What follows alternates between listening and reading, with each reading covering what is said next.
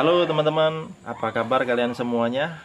Ya, semoga kita semua diberikan kesehatan dan juga perlindungan serta kelancaran rezeki dari pencipta kita ya teman-teman ya.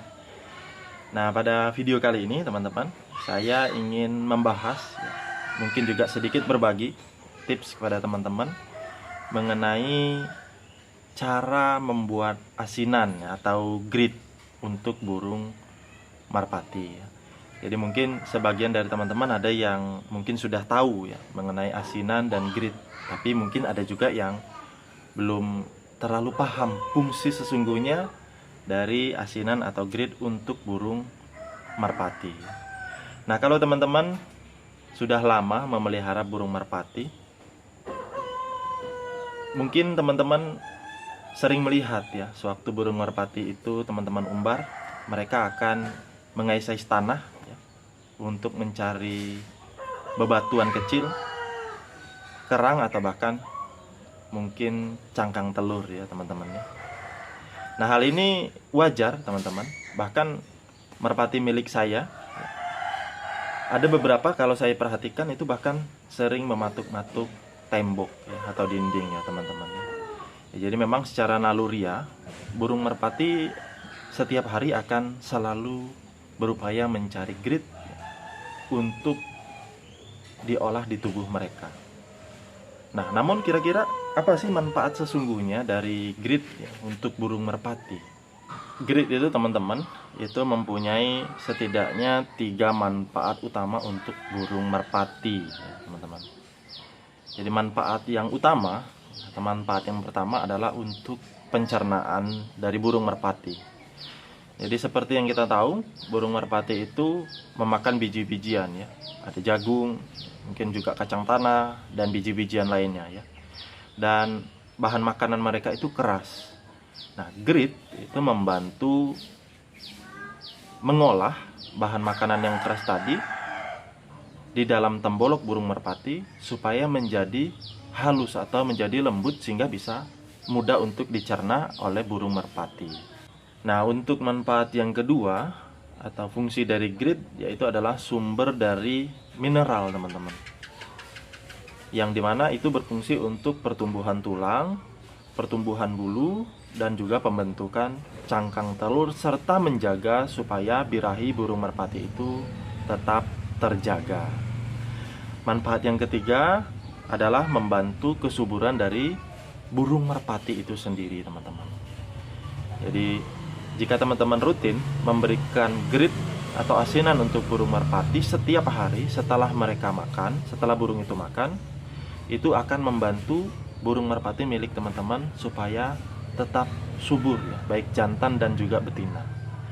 Nah, ada kasus yang saya lihat dari kolom komentar di channel Merpati Kencana yang mengatakan bahwa dia sudah beli burung merpati itu 1 bulan, tapi merpati betinanya sampai saat itu tidak pernah bertelur ya. Jadi memang mungkin masalahnya ya, teman-teman ada yang mungkin tidak rutin atau bahkan belum pernah memberikan grid ya, untuk burung merpati milik teman-teman, sehingga kesuburannya jadi kurang bagus, dan hal itu mengakibatkan merpati betinanya akhirnya tidak bertelur atau bahkan bisa bertelur tapi tidak rutin ya teman-teman. Nah, oleh karena itu pada kesempatan ini saya sudah siapkan ya, ada beberapa bahan yang biasa saya gunakan untuk membuat asinan atau grid pada burung merpati. Nah, mari kita simak teman-teman bahan-bahannya serta cara pembuatannya ya. Nah, inilah bahan-bahan yang mungkin bisa teman-teman siapkan jika ingin membuat grid ya teman-teman ya. Pertama adalah cangkang telur ya teman-teman. Nah, jadi teman-teman bisa menyiapkan cangkang telur.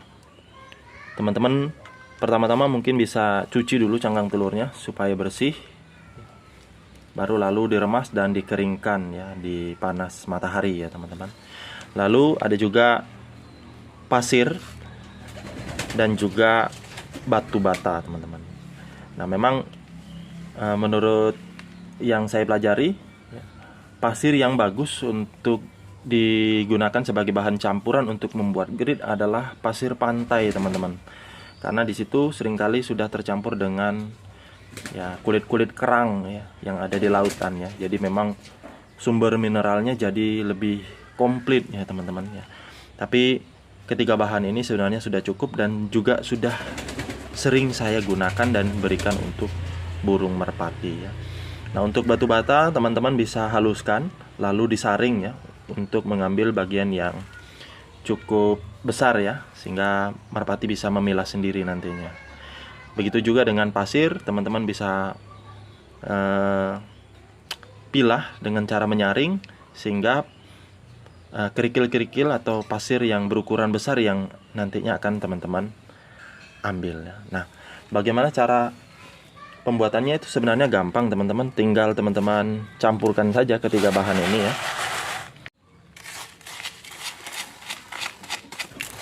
Nah, ditakar saja, disesuaikan aja teman-teman. Intinya harus lebih banyak cangkang telur ketimbang pasir dan batu bata ini teman-teman ya. Jadi grid ini sebenarnya mudah teman-teman untuk dibuat sendiri di rumah ya.